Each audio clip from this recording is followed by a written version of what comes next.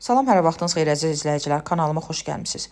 Bu günləri mən sizə Azərbaycan mətbəxinin şah yeməklərindən biri olan turşu qovurmalı plovun hazırlama qaydasını göstərirəm. İlk olaraq tavaya kərə yağı əlavə edirik, sonra kişmişə əlavə edib yüngül qovururuq. Yığırıq bir qaba. Ərik qurusu, şabalıd, alça qurusu, üzərinə duz, sarıkök səpib, yenə yüngül qovurub yığırıq bir qaba.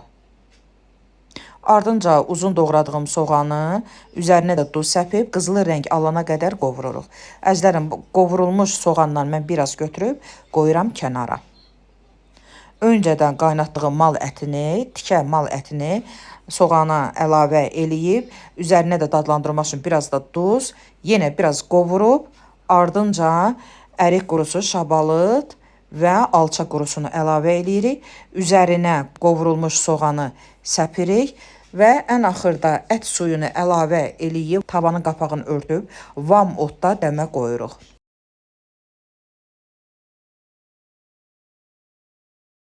Qazmaq üçün bizə lazımdır un, duz, qatıq, soda və duru yağ. Xəmiri yoğururuq, yumşaq xəmir alınır, salafana büküb 10 dəqiqə bu cür saxlayırıq ki, xəmir özünü tutsun.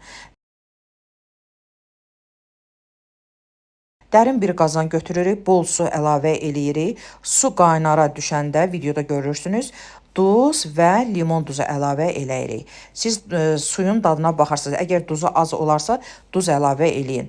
3 saat duzlu, ilıq suda saxladığım düyünü yuyub, qazanın suyu gür qaynayanda düyünü biz əlavə eləyirik. Əziz izləyicilər, məsləhətdir ki, düyü qaynadanda qazanda su bol olsun. Onda düyü rahat qaynayır, düyü açılır.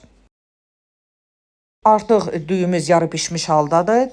Aş üzərinə süzürük, qazanı qızdırırıq, biraz da kərə yağı əlavə eləyirik. Sonra qazmaq üçün hazırladığım xəmiri yayıb, qazanın dibinə əlavə eləyib fiqur kəsərlə və yaxud da stəkanın ağız hissəsi ilə formalar veririk. Düyünü əlavə elədik. Sonra zövqünüzdən asılı olaraq zəfəran və yaxud da sarıkök, yağ əlavə eləyib, mən üzərinə yağlı kağız sərib, sonra da qazanın qapağını qoydum. Qazı vam modda qoyuruq, dəmir parçası yerləşdiririk qazın üstünə, sonra qazanı qoyuruq üstünə. 1 saat bu cür dəm alır. Əziz izləyicilər, budur artıq yeməyimiz hazırdır. Baxın görün necə gözəl alınıb, qazmağın rəngi necə alınıbdır. Videonun alt bölümdə resepti yazacağım, siz oradan istifadə eləyin. Videomu bəyəndinizsə, like etməyi, abunə olmağı, şərh bölməsində fikirlərinizi yazmağı unutmayın. Allaha əmanət olun.